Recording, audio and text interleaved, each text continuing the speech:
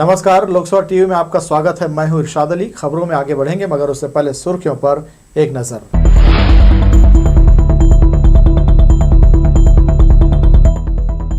Motorised cycle के लिए हरदेश जिला पुनर्वास केंद्र के लगा रहा चक्कर। अधिकारियों ने कहा नई खरीदी पर लगी है रोक। राज्य सरकार खरीद रही किसानों का धान। 31 जनवरी है खरीदी का अंतिम तारीख। अवैध कॉलोनी के रहवासी हो रहे परेशान। इधर बिना सुविधा दिए निगम वसूल रहा टैक्स। मतदाता दिवस के अवसर पर मतदान करने दिलाई गई शपथ। दिव्यांग छात्र छात्राओं ने निकाली जागरूकता रैली। और पठान फिल्म का विरोध। एबीवीपी और बजरंग दल ने किया प्रदर्शन। ये थी सुर्खियां। आप खबरें विस्तार से। अब दिव्यांगों को मोटराइज्ड ट्राइसिकल मिलना जैसे एक सपना हो जाएगा। ऐसा इसलिए क्योंकि राज्य सरकार ने नई खरीदी पर रोक लगा रखी है। इधर दूर दराज से दिव्यांग जिला पुनर्वास केंद्र पहुंचकर मायूस लौट रहे हैं। ये है हरदेश यादव जो दोनों पैर से दिव्यांग है। हर सप्ताह हरदेश जिला पुनर्वास केंद्र पहुंचता है और शासन द्वारा दिव्यांगों को मिलने वाले मोटराइज्ड ट्राइसाइकिल के विषय में जानकारी लेकर लौट जाता है। बुधवार को लोकसभा टीवी की टीम जब यहां पहुंची तो हरदेश को देखा। जब उससे यहां आने और मायूस होकर लौटने का सवाल किया तो उसने बताया कि कलेक्टर के आदेश के बाद भी उसे 3 व्हीलर ट्राइसाइकिल नहीं मिल पा रही है, जबकि 1 माह बीत चुके हैं और दोबारा कलेक्टर से मुलाकात करने के लिए भी रोका जा रहा है। मेरे को साइकिल का आवश्यकता है। मेरे आने जाने में तकलीफ होता है, इसलिए मैं आवेदन लगाया था। कब लगाया था? 8-15 दिन महीना दिन हो गया है। तो बोल रहा 1 हफ्ते बाद मिल जाएगा। यहाँ आए तो बोला 1 हफ्ते बाद मिल जाएगा कलेक्टर साहब। हाँ। और यहाँ आके बोला तो 3-4 महीना लगेगा बोल रहे। नहीं जाना है कलेक्टर पास। फ़ोन करूँगा ना, साइकिल आएगा तो यहीं आना तो दूंगा बोला। उसने इस दौरान यूएआईडी के प्रभारी से भी फोन पर बातचीत की मगर जवाब निराशाजनक मिला। सुनो ना, ये बताओ मैम क्या बोली? मैम बोला 3-4 महीने के बाद मिलेगा। तो ऐसा क्यों, मतलब कारण कुछ बताइए। नहीं आए साइकिल बोल रहे। साइकिल नहीं आया है इस कारण। तो वेट कर लो ना यार, हो सकता है क्योंकि कई बार ना स्टॉक में नहीं रहता है। तो आपको परेशानी नहीं होगी। इस बार आपका तो नंबर, आपके भैया का नंबर रखे हैं हम लोग। आपको कॉल करके बुला लेंगे और बीच में कैंप लगेगा फिर भी आपका नंबर तो है हमारे पास। आपको बुला लेंगे। आपका नाम पूछ रहा हूँ सर, क्या है? अरे हाँ, राम कौशिक। राम कौशिक। जिला पुनर्वास केंद्र के अधिकारी अखंड प्रताप गौतम ने बताया कि ट्राइसाइकिल और मोटराइज्ड ट्राइसाइकिल की खरीदी पर फिलहाल राज्य सरकार ने ही रोक लगा रखी है। वर्तमान में हमारे पास जितने भी आवेदन आ रहे हैं, चाहे वो कहीं से भी आए, जैसे उसमें अपने समस्याओं में आते हैं, जन समस्या में वो भी आते हैं, तो उनको हम लोग केवल ये लिख के देते हैं कि जैसे ही हमारे पास व्यवस्था होगी हम इनको उपलब्ध करा देंगे। ठीक है ना? तो अभी उनको हम नहीं दे पा रहे ये चीज़।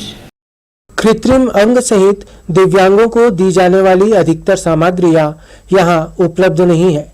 जिले की बात करें तो लगभग 300 दिव्यांग ट्राइसाइकिल और मोटराइज्ड ट्राइसाइकिल की अर्जी लगाए बैठे हैं। समाज कल्याण विभाग सब कुछ जानकर भी मौन है क्योंकि खरीदी पर राज्य सरकार की पाबंदी है। लोकसभा टीवी के लिए कैमरामैन जयेंद्र गोले के साथ नीरज शर्मा, बिलासपुर। ओला में ऑनलाइन वाहन का रजिस्ट्रेशन कराना वकील को महंगा पड़ गया। ठग मास्टरमाइंड ने रजिस्ट्रेशन के नाम पर वकील से 47,649 रुपए की ठगी कर दी। मामले की रिपोर्ट सिविल लाइन थाने में दर्ज कराई गई है। नेहरू नगर निवासी संजय गुप्ता को अपनी बेटी के लिए ओला कंपनी की स्कूटी खरीदनी थी। ओला कंपनी में वाहन रजिस्ट्रेशन ऑनलाइन कराना होता है, इसलिए उन्होंने ओला की वेबसाइट में जाकर वाहन को बुक करने रिक्वेस्ट किया। लेकिन वकील संजय गुप्ता को यह नहीं मालूम था कि जिस वेबसाइट में जाकर उन्होंने ओला की बुकिंग कराई है वह फर्जी है। कंपनी का मैनेजर बताकर ठग मास्टरमाइंड ने रजिस्ट्रेशन और ट्रांसपोर्टिंग के नाम पर 47,649 रुपए की ठगी कर दी। आगे जब प्रोसेसिंग फीस के नाम पर पैसा मांगा गया तो वकील को ठगे जाने का एहसास हुआ। 25,000 रुपये उसके खाते में ट्रांसफ़र किया मतलब कि संडे के दिन, मतलब कि 22 तारीख को इवनिंग के समय, ठीक है। और उसने रिसिप्ट भी उसका भेजा। उसके बाद नेक्स्ट डे फिर उसने कॉल किया। उसने बोला कि यार ये इसमें आपको रजिस्ट्रेशन का भी पैसा लगेगा। वो लगभग 22,000 कितना है, 649 रुपये लगभग है ना, उसने बताया। तो मैंने बोला कि पहले तो मैंने मना किया है, मैं बोला ऐसा थोड़ी होता है क्या। फिर उसने बोला नहीं सर, उसमें हमको ओला कंपनी में उसको रिफ्लेक्ट करना पड़ता है, फिर वो रिफंडेबल रहता है अमाउंट। कुछ समय पहले ही वकील के भांजे ने वेबसाइट के जरिए ऑनलाइन बुकिंग कर ओला वाहन खरीदा था। यही कारण है कि उन्हें विश्वास हो गया कि ऑनलाइन बुकिंग करने से ही उन्हें वाहन मिलेगा, लेकिन अब ऐसा नहीं हुआ। सिविल लाइन पुलिस ने पीड़ित की रिपोर्ट पर 420 का मामला दर्ज कर लिया है। कैमरा पर्सन राजा खान के साथ आशीष मौर्य, लोकसभा टीवी, बिलासपुर। पति पत्नी के बीच विवाद के बाद रिटायर्ड डिप्टी कलेक्टर की बहू ने फांसी लगाकर खुदकुशी कर ली। मृतका युक्ति रानी जांगड़े के पास से पुलिस को सुसाइड नोट मिला है, जिसमें सबसे माफी मांगते हुए अच्छे से रहने की बात लिखी गई है। मृतका के परिवार वालों ने ससुराल पक्ष पर दहेज प्रताड़ना का आरोप लगाया है। सरकंडा पुलिस ने मामले में पति रविकांत महिलाने, ससुर GR महिलाने, ननद सुप्रिया महिलाने और सास अनु महिलाने को धारा 304B34 के तहत गिरफ्तार कर लिया है। गणतंत्र दिवस के मद्देनजर यात्रियों की सुरक्षा के लिए SRP के निर्देश पर रेलवे स्टेशनों और आने जाने वाली ट्रेनों पर एंटी क्राइम टीम द्वारा निरंतर चेकिंग की जा रही है। बुधवार को जांच के दौरान GRP एंटी क्राइम टीम ने पुरी अजमेर एक्सप्रेस में मादक पदार्थ लेकर जा रहे 2 युवकों को धर दबोचा। पूछताछ में उन्होंने अपना नाम मोहम्मद समीर, दूसरा अंसारी साबिर हुसैन निवासी गुजरात अहमदाबाद बताया। तलाशी लेने पर दोनों से पिट्ठू बैग में रखा 33 किलो गांजा, 1 पिस्टल और 2 जिंदा कारतूस बरामद किया गया। GRP रायपुर ने पकड़े गए दोनों युवकों के विरुद्ध BSB नारकोटिक्स एक्ट और धारा 25 आर्म्स एक्ट के तहत अपराध पंजीबद्ध किया है। गणतंत्र दिवस के मौके पर पुलिस मेडल के लिए प्रदेश के 18 पुलिस अधिकारियों और जवानों का चयन हुआ है। गृह मंत्रालय से जारी पुलिस मेडल से सम्मानित होने वाले अधिकारियों में बिलासपुर पुलिस महानिरीक्षक बद्री नारायण मीणा और हेड कांस्टेबल बलवीर सिंह को meritorious service of police medals से सम्मानित किया जाएगा। चुनावी साल में अन्नदाता किसानों से राज्य सरकार नाराजगी मोल लेने के मूड में नहीं है। यही कारण है कि इस बार किसानों को खुद के बारदानों में धान बेचने की बाध्यता नहीं रखी। रकबे में भी कटौती नहीं की गई है। अब नाम मात्र के किसान धान बेचने के लिए बच गए हैं, जिनके लिए 5 दिन अभी भी शेष हैं। इस वर्ष बिलासपुर जिले के 1,25,000 किसानों ने समर्थन मूल्य पर धान बेचने के लिए समितियों में पंजीयन कराया था। धान खरीदी अब अंतिम दौर में पहुंच चुकी है। राज्य सरकार ने खरीदी के लिए 31 जनवरी अंतिम तिथि तय कर दी थी। इस हिसाब से अब 5 दिन ही शेष हैं। इसमें शनिवार और रविवार को खरीदी बंद रहेगी। समितियों के प्रबंधकों को स्पष्ट हिदायत है कि किसानों को बिना परेशान किए उनका धान खरीदा जाए। मांग के अनुसार बारदाना की आपूर्ति भी की जाए। खुद के बारदाना में धान बेचने की शर्त ना ला दी जाए। इस बार धान बेचने वाले किसानों को पूरी सुविधा दी जा रही है और उनकी दिक्कतों को दूर भी किया जा रहा है। 1111 किसान धान बेच चुके हैं। कुछ किसानों का रकबा समर्पण भी हुआ है। जिनका धान खत्म हो गया उनका रकबा समर्पण कर दिए हैं किसान की सहमति से कि अब मेरे पास धान नहीं है करके। और अभी तक आज दिनांक तक कुल धान 46,660 कुंटल 40 किलो की खरीदी हो चुकी है, जिसमें परिधान के बाद मात्र 2,490 क्विंटल 40 किलो धान शेष है। इस वर्ष रकबा कटौती नहीं की गई है। खेत के मेड़ को भी वास्तविक रकबा में शामिल कर किसानों का धान समर्थन मूल्य पर खरीदा जा रहा है। सत्ताधारी दल चुनावी वर्ष में किसानों की नाराजगी मोल लेने का जोखिम नहीं उठाना चाहती है। यही कारण है कि बिना हल्ला गुल्ला के इस वर्ष समर्थन मूल्य पर किसानों का लगभग पूरा धान खरीद लिया गया है। अब देखना होगा कि सरकार की इस सतर्कता से किसानों का कितना समर्थन मिलता है। कैमरा पर्सन जय साहू के साथ भूपेंद्र सिंह राठौर, लोकसभा टीवी, बिलासपुर। अस्पताल प्रबंधन की लापरवाही कोई नई बात नहीं है। आए दिन यहाँ के अधिकारी कर्मचारी लोगों की जान से खेल रहे हैं। कहने को इन्हें भगवान कहा जाता है, मगर कई बार ये जल्लाद की भी भूमिका अदा करते हैं। गांव देहात से आने वाले लोगों को तो ये इंसान ही नहीं समझते। ऐसे ही एक मामले में चकरभाटा थाना क्षेत्र के बड़े बिनौरी के रहने वाले प्रीत मरावी के 7 दिन की बच्ची की तबीयत खराब होने पर उसे लेकर बुधवार की सुबह वे जिला अस्पताल पहुंच गए, जहां पहले उसे डॉक्टरों और कर्मचारियों ने पर्ची कटाने की बात कहकर आने कहा। इस काम में इतनी लापरवाही हुई कि गंभीर बच्ची को लेकर शाम 4 बजे तक वह घूमता रहा, मगर यहाँ किसी ने भी उसकी मदद नहीं की। लोग अस्पताल इलाज और राहत के लिए आते हैं, लेकिन जिला अस्पताल में बैठे डॉक्टर और कर्मचारी उनकी परेशानी दूर करने के बजाय बढ़ा देते हैं। गंभीर हालत में बच्ची दिन भर अस्पताल में तड़पती रही। इस मामले में civil surgeon doctor Anil Gupta ने पीड़ित के पिता की गलती बता दी और अपने अस्पताल प्रबंधन को पाक साफ बताता रहा। हम लोग ग्राम बड़े बिनौरी से हैं, नाम प्रीत मरावी। हम लोग इलाज के लिए आए थे बच्चे के लिए। हम लोग 1 बजे से यहाँ थे, 4 बजे एडमिट हुआ। उससे पहले के मतलब कि पर्ची कटा लोगे तब फिर एडमिट करेंगे। हाँ, पर्ची कटाने के बाद एडमिट हुआ 4 बजे, 1 बजे के आए। वो अधिकारी यहाँ कहाँ था सर, वही वो जो मितानिन थे ना, उसी से अब मेरे भाई जी है वो बात किए थे। मैं अगर मरीज के परिजन की बात को मानूं तो जिस व्यक्ति ने उनको ये सलाह दी कि 1 बजे पर्ची नहीं बनेगी, 4 बजे बनेगी, प्रथम दृष्टिया वो उसमें दोषी माना जाएगा। उसका जन्म घर में हुआ, बच्चा 5वें नंबर का बच्चा था, ये महिला का 5वां बच्चा है और उस बच्चे का वजन मात्र 955 ग्राम है।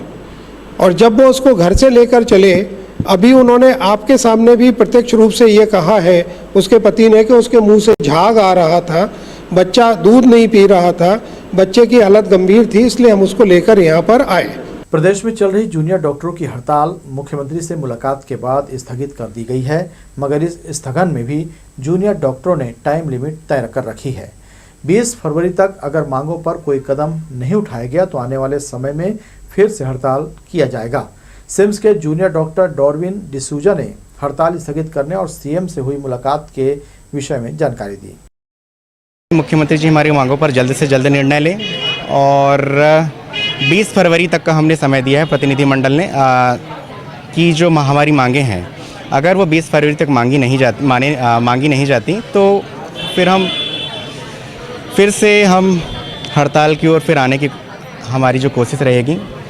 क्योंकि पूर्व पे भी हमारे द्वारा जब मांगे की जाती थी तब स्वास्थ्य मंत्री द्वारा, मुख्यमंत्री द्वारा हमें निश्चित तौर पर ही हमें आश्वासन दिया जाता था। इस बार ही आश्वासन दिया गया है मौखिक तौर पर, बट लिखित में हमें अभी तक कुछ नहीं मिला है। इस बार हम मुख्यमंत्री जी के बातों का मान रखते हुए हम अपना हड़ताल खत्म कर रहे हैं। समय के पहले चिकित्सक नहीं मिलते और तय समय के बाद छुट्टी होने की बात कह दी जाती है। हम बात कर रहे हैं जिला अस्पताल की। दर्जनों की संख्या में इलाज कराने पहुंची गर्भवती महिलाओं को अपनी बारी के लिए घंटों इंतजार करना पड़ता है, क्योंकि गायनिक वार्ड में ड्यूटीरत महिला चिकित्सकों को नसबंदी ऑपरेशन के लिए भेज दिया जाता है। वहीं एक महिला चिकित्सक ही यहां इलाज के लिए मौजूद रहती हैं। सुपर स्पेशलिटी आई हॉस्पिटल, यहां पर अवैध कॉलोनी में रहने की सजा भुगत रहे 70 परिवारों के लिए हर दिन चुनौतियों से भरा होता है, क्योंकि पूरे इलाके में बिजली का एक भी पोल नहीं है। 15 साल से सड़कें नाली कच्ची हैं, सुविधा नहीं देने पर भी निगम टैक्स वसूल रहा है। तब ग्राम पंचायत घुरू में करीब 1 एकड़ क्षेत्र में 50 प्लाट खरीदकर लोगों ने मकान बना लिया। वक्त के साथ यहां परिवारों की संख्या 70 पहुंच गई है। यह सिद्धि विनायक नगर समेत पूरा इलाका नगर निगम में शामिल कर वार्ड क्रमांक 4 बना दिया, लेकिन मूलभूत सुविधाओं की ओर किसी ने ध्यान नहीं दिया। कॉलोनी के नाम पर इसका केवल नामकरण हुआ है, उस पर लगा अवैध का ठप्पा लोगों को होने वाली तमाम दुश्वारियों का कारण है। यही वजह है जिससे बिजली विभाग कॉलोनी में पोल नहीं लगा रहा। अस्थायी मीटर से हर महीने आने वाला बिजली का बिल मध्यम वर्गीय परिवारों को झटके दे रहा है। तकलीफ तो बहुत है। अवैध कॉलोनी बोल के हमको परेशानी किया जा रहा है। इतना टैक्स पटा रहे हैं, हम लोग हर साल पटा रहे हैं। अवैध कॉलोनी पर कोई सुनवाई नहीं हो रहा है। पार्षद हाथ ऊंचा कर दिया है, बिजली ऑफिस जा रहे हैं, वो लोग भी कुछ कर नहीं रहे हैं। आ रहे देख रहे हैं, फॉर्मेलिटी निभा रहे हैं और कुछ हम लोग को सुविधा नहीं दे रहे हैं। हम लोग का आए दिन परेशानी हो रही है, कभी जानवर मर रहा है, कभी इंसान को करंट लग रहा है और बिल इतना भेजा रहे हैं। आदमी कमा रहे हैं 10,000 रुपये और बिल आए देखिए 35,000 रुपये। तो आदमी को ऐसे ही अटैक आके मर जाएगा। आदमी हमारा खाना पीना हराम हो गया है। बांस बल्लियों के सहारे बिजली कनेक्शन घरों में पहुंचाया है। करंट दौड़ते तार कई जगह नीचे तक झुके हैं। संपत्ति कर और दूसरे टैक्स जमा करने के बाद भी नाली, सड़क और पेयजल सुविधा से यहां रहने वाले 250 से ज्यादा लोग कई साल हुए वंचित हैं। यहाँ सर कभी कोई सुविधा नहीं मिला सर। सारे वार्ड में सर काम हो रहा है, भूमि पूजन हो रही है, मैं देख रहा हूँ। यहाँ के शासन प्रशासन कोई ध्यान नहीं दे रहे हैं। नाली, लाइट, पानी, बिजली कोई सुविधा नहीं है। लोग गिर रहे हैं, पड़ रहे हैं, मर रहे हैं। हाँ, ये सर मतलब रोजी रोटी कमा के सर पेट चलाना मुश्किल है। अब बिजली बिल 11,500 बिजली बिल आ रहा है, 38,000 बिजली बिल आ रहा है, 30,000 बिजली बिल आ रहा है। इसके नाम सर की लाइट मतलब माने यहाँ पर सर खंबा है नहीं, तो यहाँ सर टेम्प्रोरी कनेक्शन है सर 11.5 रुपये मतलब प्रति यूनिट के दर पे हम पटा रहे हैं। और यहाँ पर सर बांस से मतलब माने खंबे पे मतलब लाया गया है। कई बार खंबे गिर चुके हैं बरसात में, गाय भैंस मर चुकी है। आगे देखें 60-70 लोग यहाँ रहते निवास करते हैं। कच्ची नालियों की सफाई करने कोई नहीं आता। चलने लायक सड़क बनाने लोग मलबा डालकर काम चला रहे हैं। उबड़ खाबड़ गलियां बारिश में चलने की स्थिति में नहीं होती। ऊपर से स्ट्रीट लाइट नहीं है। लोग रोजाना चुनौती का सामना करने मजबूर हैं। कोई सुविधा नहीं है यहाँ, ना पार्षद आता है देखने को, ना कोई आता है। और बारिश में इतनी दिक्कत होती है कि रोड आप बारिश में आके देखिएगा, बच्चे स्कूल के आते हैं, छोटे छोटे बच्चे गिर जाते हैं। और जो नाली कच्चा खुदवा दिया है, इतना गहरा कर दिया कि वैन गिर गई थी बारिश के समय। और यहाँ ना लाइट का सुविधा है। आप देखिए बारिश में आके मतलब बारिश ही क्यों, बाकी मौसम में भी बारिश मौसम में मतलब बाकी ये तो ठीक है, जब लाइट बारिश में टूट जाती है तो गाय है, ये है, बहुत कई बार ऐसा दुर्घटना हो चुकी है।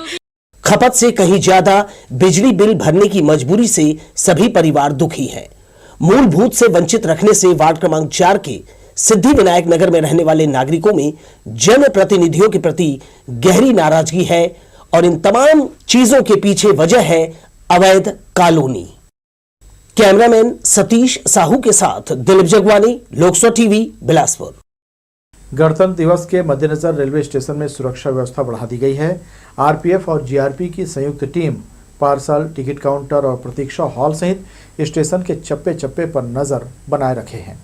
इस दौरान डॉग स्क्वाड दल का भी सहयोग लिया जा रहा है। जोनल स्टेशन में सुरक्षा की कमान रेलवे सुरक्षा बल व शासकीय रेलवे पुलिस दोनों संभालते हैं। टीम नियमित जांच भी करती है, लेकिन गणतंत्र व स्वतंत्रता दिवस दोनों दिन खतरा ज्यादा रहता है। इसे देखते हुए पहले ही दिन सुरक्षा विभाग को निर्देश दे दिया जाता है। इस बार भी निर्देश जारी हुआ है, इसलिए आरपीएफ व जीआरपी टीम की जांच जारी है। पहले दिन बिलासपुर रेलवे स्टेशन में रूट मार्च तथा parcel, ticket counter, waiting hall का जायजा लिया गया। टीम के सदस्यों ने यात्रियों से अपील की कि सफर के दौरान यदि लावारिस बैग या सामान नजर आए तो उसकी अनदेखी बिल्कुल ना करें। उसके अंदर विस्फोट सामान से लेकर कोई भी खतरनाक चीजें हो सकती हैं। ट्राम में मुसाफिर खाना और सभी संदेह चेक किया जा रहा है। संदेहों में निगाह रखी जा रही है और रात में भी चेकिंग किया जाएगा। जोनल स्टेशन पहुंचने वाली ट्रेनों की लगातार जांच की जा रही है। विशेषकर जनरल व स्लीपर कोच में आरपीएफ डॉग स्क्वाड को लेकर जांच कर रही है। हालांकि पहले दिन की जांच में कोई ऐसी चीजें नहीं मिली जिससे खतरा हो, लेकिन सतर्कता जरूरी है। जांच के बाद टीम अधिकारियों को रिपोर्ट भी दे रही है। कैमरा पर्सन जय साहू के साथ भूपेन्द्र सिंह राठौर, लोकसभा टीवी, बिलासपुर। उत्तर पश्चिम रेलवे के जोधपुर रेल मंडल के अंतर्गत पीपाड़ रोड जंक्शन और राईबाग पैलेस जंक्शन के बीच दोहरीकरण का काम किया जाएगा। यह कार्य 6 से 8 फरवरी तक किया जाना है। इस कार्य के चलते दक्षिण पूर्व मध्य रेलवे से चलने वाली कुछ गाड़ियों का परिचालन प्रभावित रहेगा। 6, 7, 13 और 14 फरवरी को भगत की कोठी बिलासपुर एक्सप्रेस परिवर्तित मार्ग फुलेरा, अजमेर, मारवाड़ जंक्शन, लूनी जंक्शन होकर चलेगी। इसी तरह 9, 11, 16 और 18 फरवरी को बिलासपुर से चलने वाली बिलासपुर भगत की कोठी एक्सप्रेस लूनी, मारवाड़ जंक्शन, अजमेरा, फुलेरा होकर चलेगी। इधर राजनांदगांव से कलमना के बीच स्थित चाचेर रेलवे स्टेशन को तीसरी लाइन से जोड़ने का काम किया जाएगा। 31 जनवरी से 3 फरवरी तक 80 घंटे तक होने वाले इस काम के दौरान 5 ट्रेनें नियंत्रित की जाएंगी। वहीं 2 प्रारंभिक स्टेशन से ही देर से छूटेगी। दक्षिण पूर्व मध्य रेलवे जोन में अभी चौतरफा काम चल रहा है। इनमें सबसे ज्यादा नई लाइन को मुख्य लाइन से जोड़ने का काम है। चाचेर रेलवे स्टेशन को तीसरी लाइन से जोड़ने के लिए नॉन इंटरलॉकिंग का काम किया जाएगा। राजनांदगांव कलमना रेल मार्ग की लंबाई 228 किलोमीटर है। इसके विभिन्न स्टेशनों को तीसरी लाइन से जोड़ा भी जा चुका है। इस कार्य को चरणबद्ध तरीके से पूरा किया जा रहा है। ब्रेक से लौट आने के बाद एक बार फिर से देखते हैं हेडलाइंस।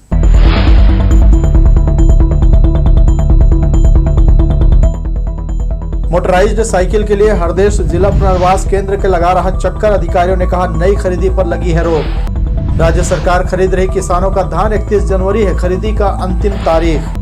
अवैध कॉलोनी के रहवासी हो रहे परेशान, इधर बिना सुविधा दिए निगम वसूल रहा टैक्स। मतदाता दिवस के अवसर पर मतदान करने दिलाई गई शपथ, दिव्यांग छात्र छात्राओं ने निकाली जागरूकता रैली। और पठान फिल्म का विरोध, एबीवीपी और बजरंग दल ने किया प्रदर्शन। भारत निर्वाचन आयोग नई दिल्ली और मुख्य निर्वाचन पदाधिकारी छत्तीसगढ़ के निर्देश पर बुधवार को राष्ट्रीय मतदाता दिवस का आयोजन किया गया।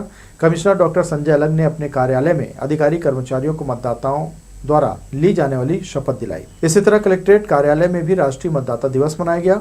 इस मौके पर कमिश्नर संजय अलंग की मौजूदगी में कलेक्टर सौरभ कुमार ने सभी मतदाता अधिकारी कर्मचारियों का स्वागत करते हुए उनसे मतदान के दिन सारा काम छोड़कर मतदान पर बल दिया।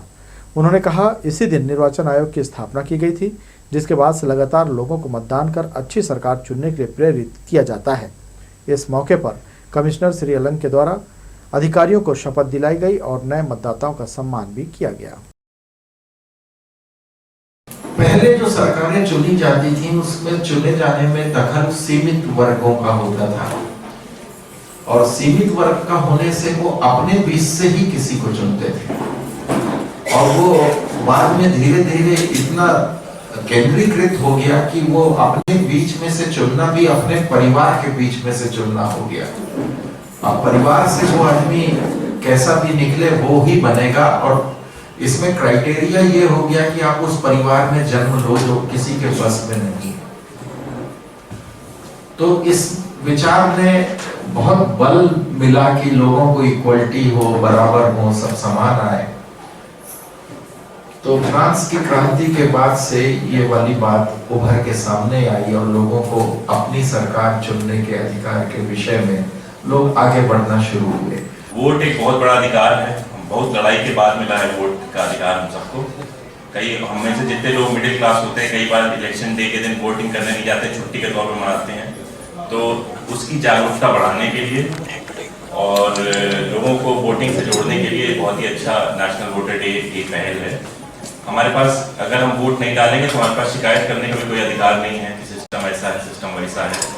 हमको अपना मतदान ज़्यादा से ज़्यादा करना चाहिए, हर व्यक्ति को मतदान करना चाहिए। हमको ये देखना चाहिए कि जितना भी वर्ग है जो मतदान से वंचित, जिसके ज़्यादा चांसेस हैं वंचित रहने के, जैसे महिलाएं होंगी या डिसेबल्ड होंगे, दिव्यांग होंगे, उनको कैसे ज़्यादा से ज़्यादा जोड़ा जा सके, वंचित वर्गों को जोड़ा जा सके ताकि उनकी आवाज़ वोट के माध्यम से जो भी नेता चुना जाता है, जो भी सरकार चुनी जाती है, उसमें परिलक्षित हो सके। वेयरहाउस रोड स्थित आनंद निकेतन सामाजिक संस्था ने छात्रावास के दिव्यांग बच्चों के साथ मतदाता जागरूकता रैली निकाली। 25 जनवरी हर साल मतदाता दिवस के रूप में मनाया जाता है। इस मौके पर आम खास सभी को मतदान को लेकर जागरूक किया जाता है। उन्हें समझाया जाता है कि लिंग भेद, वर्ग, जाति, धर्म से परे हटकर एक अच्छे नागरिक का चयन कर उसे वोट जरूर दें। इसी मंशा के अनुरूप बुधवार को छात्र छात्राओं ने जागरूकता संदेश वाले पॉम्पलेट लेकर रैली निकाली और लोगों को जागरूक किया।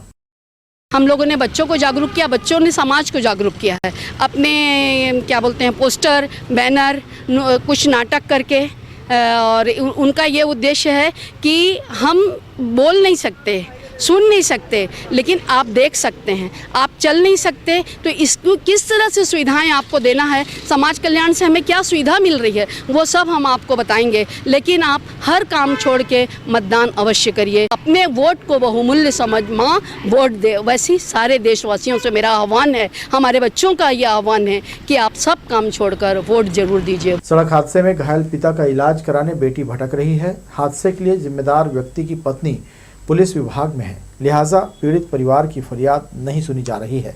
ऐसा न हो इलाज के अभाव में वृद्ध आइंदा अपने पैरों पर ही न चल पाए।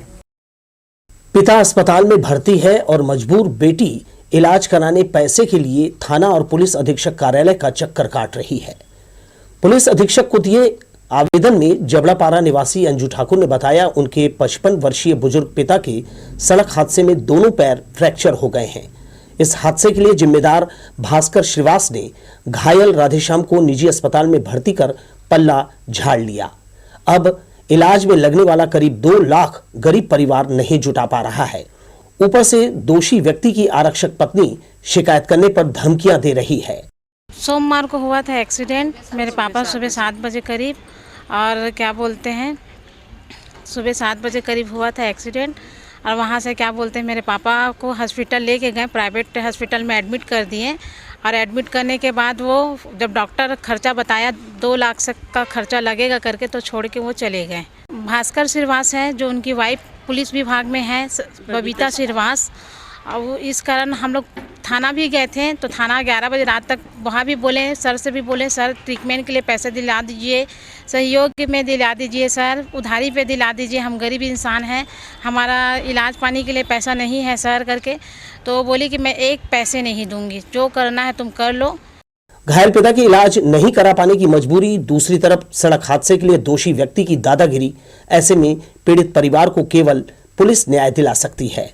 फिलहाल पड़ोसियों की सहानुभूति और आंशिक आर्थिक मदद से बुजुर्ग का निजी अस्पताल में इलाज चल रहा है। कैमरामैन सतीश साहू के साथ दिलीप जगवानी, लोकसभा टीवी, बिलासपुर। अटल बिहारी वाजपेयी विश्वविद्यालय से संबद्ध 106 महाविद्यालयों में अध्ययनरत विद्यार्थी 6 फरवरी के बाद से परीक्षा के लिए आवेदन फॉर्म भर सकेंगे। विश्वविद्यालय प्रशासन जल्द ही इस संबंध में नोटिफिकेशन जारी करने वाला है। कुलपति आचार्य अरुण दिवाकर नाथ वाजपेयी ने बताया कि कोरोना काल के बाद ये पहली बार ऑफलाइन मोड पर परीक्षा आयोजित होगी, जिसे लेकर महाविद्यालयों के प्राचार्यों को उचित दिशा निर्देश दिए गए हैं। अभी तक क्या है वो ऑनलाइन एग्जामिनेशंस होते थे, अब 2 साल के बाद हम ऑफलाइन एग्जामिनेशन करने वाले हैं। तो एक सेंसिटाइजेशन एक्सरसाइज हमको करनी है।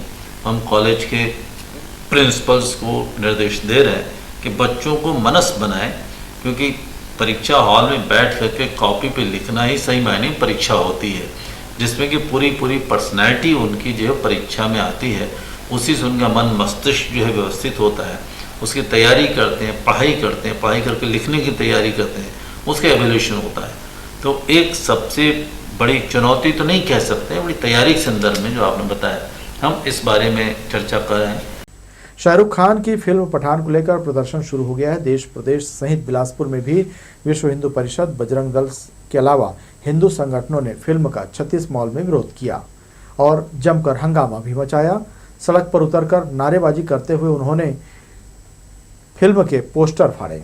प्रदर्शनकारियों ने फिल्म के जरिए अश्लीलता फैलाने के आरोप लगाए हैं। भारतीय समाज से आग्रह करना चाहूँगा कि ऐसे पिक्चरों को बायकॉट करें और किसी भी स्थिति में ऐसे पिक्चरों को हिट ना होने दें।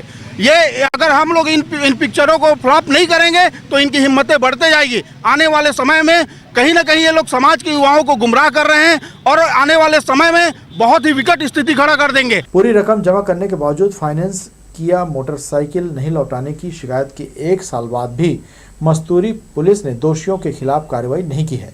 दरिघाट निवासी मुकेश कुमार टंडन ने वर्ष 2021 में हीरो फाइनेंस कॉरपोरेशन कंपनी से मोटरसाइकिल फाइनेंस कर खरीदा था। बाद में कुछ किस्तों की अदायगी नहीं होना बताकर कंपनी ने वाहन सीज कर लिया। पीड़ित ने पुलिस अधीक्षक को आवेदन में बताया कि उसने पत्नी के बैंक अकाउंट और एजेंट के माध्यम से पूरी राशि जमा कर दी है। 1 साल पहले उसने दोषी एजेंट हैदर शेख, शादाब खान और अरमेंद्र सिंह के विरुद्ध मस्तूरी थाने को शिकायत किया था, लेकिन वाहन लौटाने कोई कार्रवाई पुलिस ने नहीं की। मजबूरन उसे पुलिस अधीक्षक के पास आना पड़ा। मस्तूरी थाना में गए, वहाँ आवेदन भी दिया, 1 साल हो गया, अभी तक गाड़ी वापस नहीं हुआ। ऊपर से हमें बोल रहा है, यहाँ भी आया था अगले साल शिकायत ऑफिस में 3 पीट, फिर कुछ कार्रवाई नहीं हुआ। फिर इस साल आए हैं, फिर मस्तूरी गए थे 3 पीट, फिर कार्रवाई नहीं हुआ। 3 रोज हो गए, अभी लगातार आते। हम खरीदा था पूरे 85 हज़ार में, पूरे पैसा दे दिए ब्याज समेत। अटल बिहारी वाजपेयी यूनिवर्सिटी से लगी भूमि पर जिला प्रशासन ट्रांजिट हॉस्टल का निर्माण करा रहा है। पीडब्ल्यूडी ने निर्माण कार्य शुरू कर दिया है। यहाँ करीब 54 सर्व सुविधा युक्त कमरे बनाए जा रहे हैं, जो आने वाले दिनों में छात्र छात्राओं को उपलब्ध होंगे। तिफरा के शासकीय प्राथमिक स्कूल में पढ़ने वाले बच्चों पर बड़ा खतरा मंडरा रहा है। पुराना कच्चा भवन कभी भी गिर सकता है। शिक्षा विभाग को इसकी जानकारी होने पर भी यहां कक्षाएं संचालित की जा रही हैं। तिफरा शासकीय प्राथमिक स्कूल भवन का ये हाल देखकर आप सहमत होंगे कि यहां कभी भी गंभीर हादसा हो सकता है। खपेल वाला पुराना भवन अंतिम सांसें ले रहा है। टूटकर लटकती बल्लियों से नीचे बैठे मासूमों के लिए गंभीर खतरा है। स्कूल प्रबंधन ने जर्जर प्राथमिक शाला भवन तोड़ने कई बार आवेदन दिया है, लेकिन शिक्षा विभाग के जिम्मेदार अफसर आंखें मूंदे हैं। हमार मन के ही मांग है कि लड़का मन जितना है ना एकदम जर्ज मकान है ला तोड़वाना है और 10 रूम के ना ये खाली जगह में ना पूरा मतलब एक लाइन से बना दी तो हमारा यही मांग है। और जैसे लेटरिन बाथरूम के है और किचन शेड है लड़का मन के खाए की व्यवस्था नहीं है, ये होती भटकत रहते।